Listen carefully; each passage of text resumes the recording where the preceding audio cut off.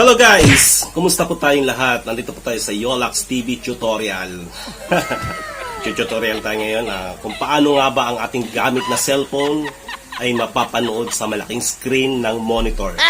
Yes. So may gagamitin tayo dyan. Kung mayroon kayong mga TV box, ako may gamit akong tinatawag na MXQ TV box. So wala po lagi akong load. May load ako sa cellphone ko. Kaya doon lang ako nakakapag-internet sa cellphone ko. So ang smart TV box ko is wala. So gusto kong mapapanood ang mga video ko, mga pictures, video o anuman, internet, games. Gusto kong makita sa monitor, sa malaking screen. Okay? Gamit ang ating no load na MXQ TV box. Ating i-screencast. Nagawa natin sa cellphone, makikita natin sa mas malaking monitor. Okay? Kung bago pala sa channel ko, don't forget to subscribe, Yolax TV. Click the bell for notification. Startin natin.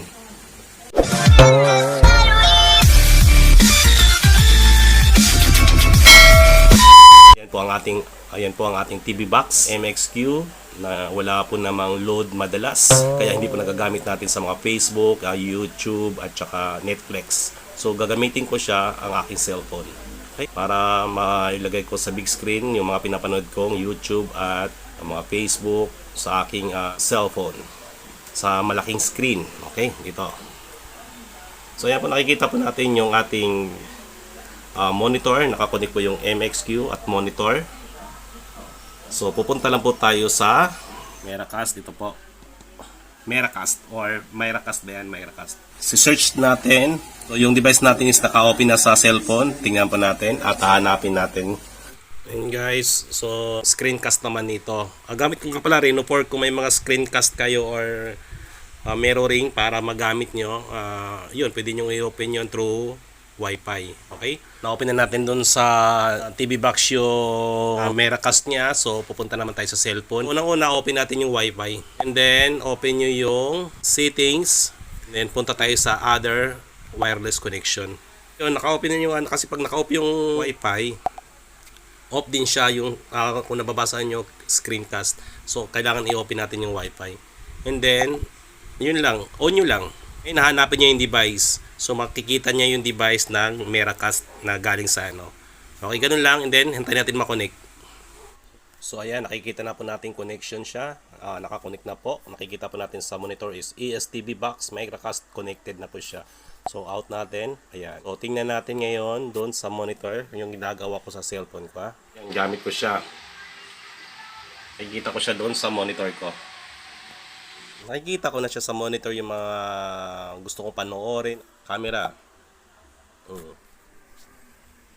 Ayan po. So nakikita ko yung gamit ng aking MCQ.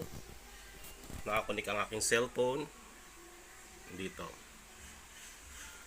Hindi ba? Yan. Ayan, gamit ko siya. So kung ano yung ginagawa ko dito, yan. So nasa monitor ko na siya, di ba? So manonood ako ng YouTube. So yan.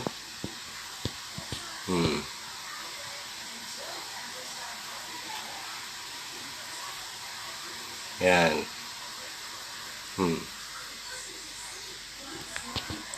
So malaki na siya. Ayan po. So yung cellphone ko nasa monitor na siya. Nalilitan ako. Pinalaki ko. So yun guys,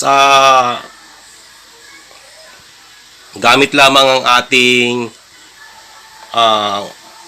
Wi-Fi at yung ating TV box na walang load kasi ang cellphone ko lang may load.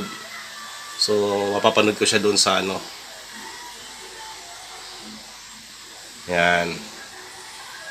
Big screen. Kung manonood ako ng mga pelikula, diyan na lang ako nanonood sa monitor ko na galing sa cellphone ko. Yan. Yan, kung gusto mo ng games, maglalaro ka ng games,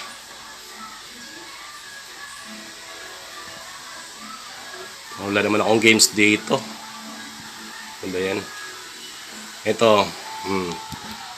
Games ko, Pitangs. Nalilitan ako sa cellphone. Papapanood ko dyan sa malaking monitor. Play.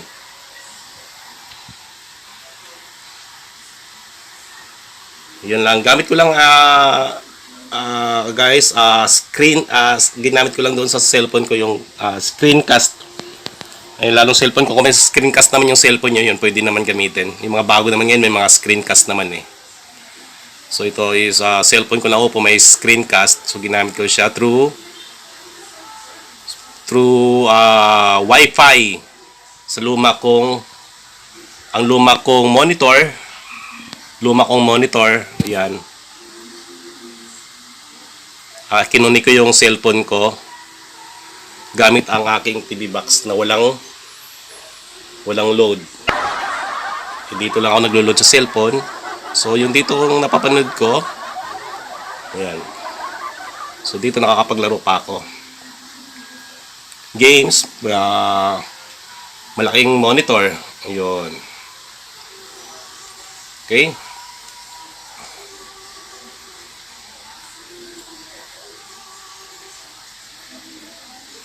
Yan, gusto mo mag-Facebook? Gusto mo ng malaking screen ng Facebook? Ayan, mag-Facebook ka. Sa cellphone ko lang gamit ko, pero napapanood ko siya sa monitor.